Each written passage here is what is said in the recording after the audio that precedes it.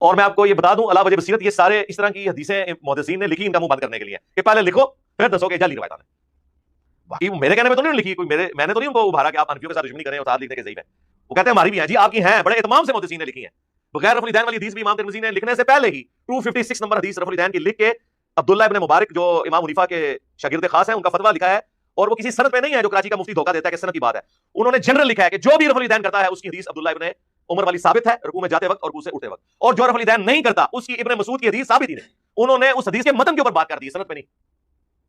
اور امام ابو داؤد نے جب یہ ابن مسعود والی حدیث لی تو ساتھ لکھا ولیس بصحیح علی ھذا المعنی، ان معنوں میں یہ حدیث صحیح نہیں ہے.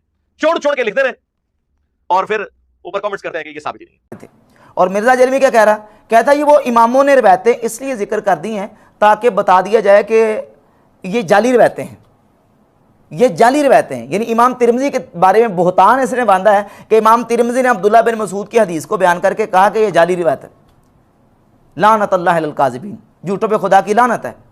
امام ترمذی خود کہہ رہا ہے کہ یہ حدیث حسن ہے اور اس کے مطابق کثیر اہل علم صحابہ کا عمل ہے، اور یہ جھوٹا آدمی کہہ رہا ہے کہ امام ترمذی کہہ رہے ہیں یہ حدیث جعلی ہے. تو اس کو سمجھ لیں، امام ترمذی کی جو اصطلاح حسن کیا ہے اس پہ تو میں 1 گھنٹہ بول سکتا ہوں، لیکن عام بندے کے لیے یہ بات سمجھ لیں کہ امام ترمذی رحمۃ اللہ علیہ کے بارے میں بریلوی، دیوبندی اور اہل حدیث اس بات پر متفق ہے کہ امام ترمذی رحمۃ اللہ علیہ احادیث پر حکم لگانے کے بارے میں لینینٹ ہے، نرمی کے ساتھ حکم لگاتے ہیں. لیکن یہ اس میں نہیں میں بیان کر رہا، ویسے میں بتا رہا ہوں.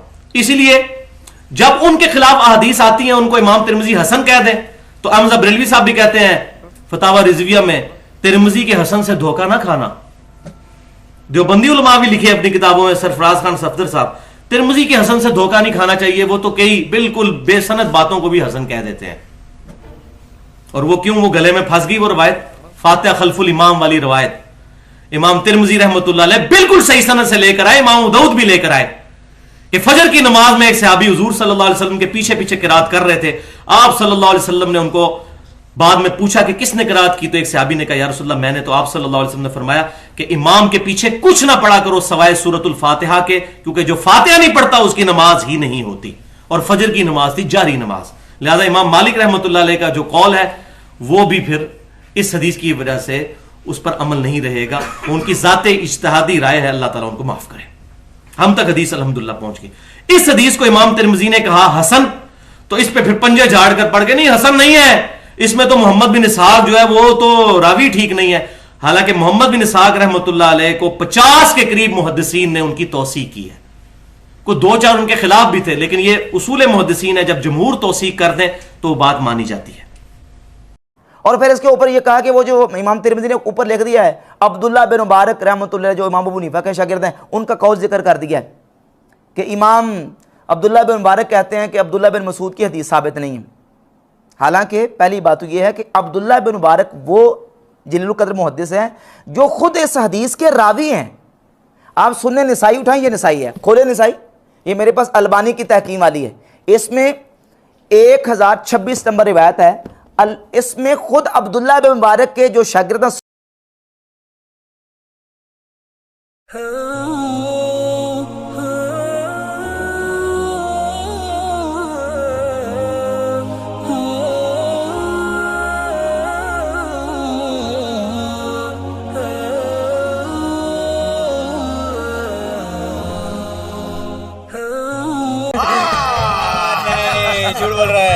لعنت اللہ علی الکاذبین، جھوٹوں پہ خدا کی لعنت ہے.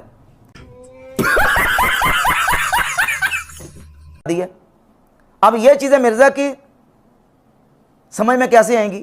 چونکہ اس کے تو دماغ میں حنفیوں کے خلاف سمجھے دماغ میں کوڑا بھرا ہوا ہے، اور اس نے ہر چیز وہ تلاش کر کر کے لانی ہے کہ جو احناف کے اور امام اعظم ابو حنیفہ رحمۃ اللہ اور ان کے فالوورز کے خلاف جائے. اور پھر کہا جی امام ابو داؤد نے اس حدیث کو بیان کیا اور امام ابو داؤد نے نیچے لکھ دیا کہ یہ روایت جعلی ہے، جھوٹ بولتا ہے.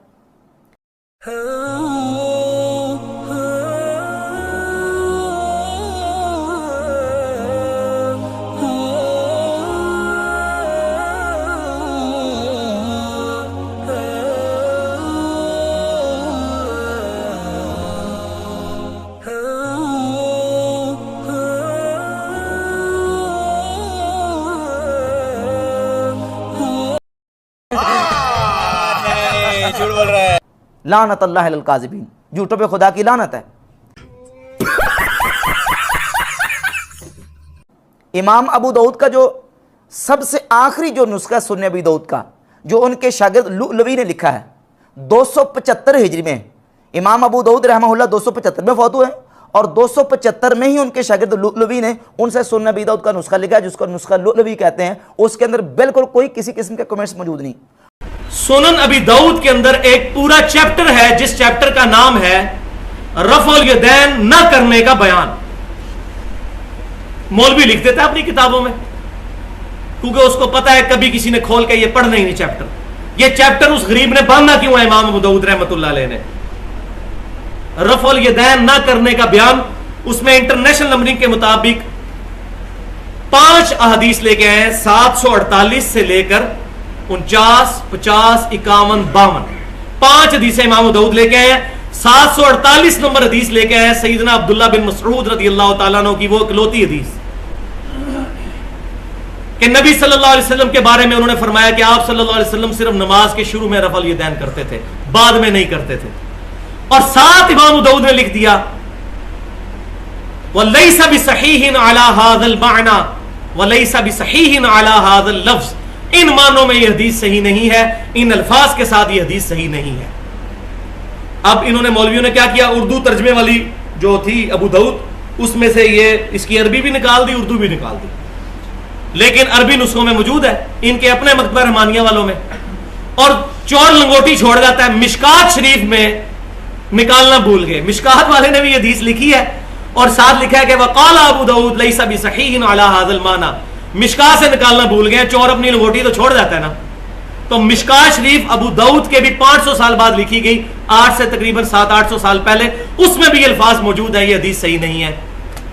اگلی 4 حدیثیں امام داؤد نے برا بن عازب رضی اللہ تعالیٰ عنہ سے لی، ایک ایک سند پر بحث کر کے پھر کنکلوڈنگ جملہ انہوں نے بولا 752 نمبر حدیث کے بعد کہ ھذا حدیث لیس بصحیح، اور بتایا کہ یہ کوفے کے بعد جب راوی بیان کرتا تھا اس نے اپنے الفاظ ایڈ کر لیے، اس کے الفاظ ٹکراتے ہیں، یہ اپنے سٹیٹمنٹس بدل لیتا ہے، پوری ڈیٹیل سے بحث کر کے کنکلوڈ کیا کہ یہ حدیث بھی صحیح نہیں ہے۔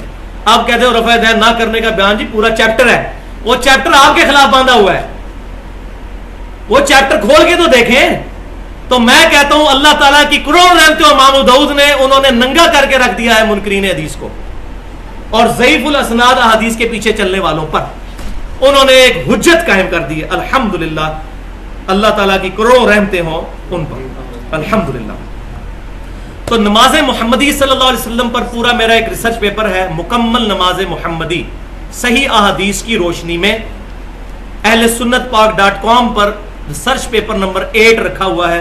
140 احادیث صرف 4 صفحوں میں سمو کے پوری نماز کا طریقہ ایڈریس کیا گیا ہے۔ ڈیٹیل کسی کو چاہیے ہو تو وہاں سے پڑھ لیں۔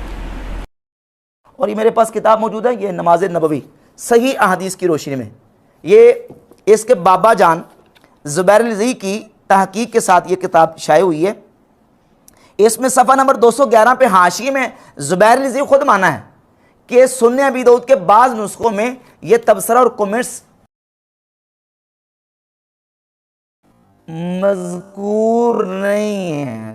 اس کا مطلب یہ ہے امام ابو داؤد نے جو آخری جو تحقیقی نسخہ اپنے شاگرد کو صحیح ترین لکھوایا تھا لؤلؤی کو، اس نسخے میں یہ الفاظ موجود نہیں ہیں۔ لعنت اللہ علی الکاذبین، جھوٹوں پہ خدا کی لعنت ہے۔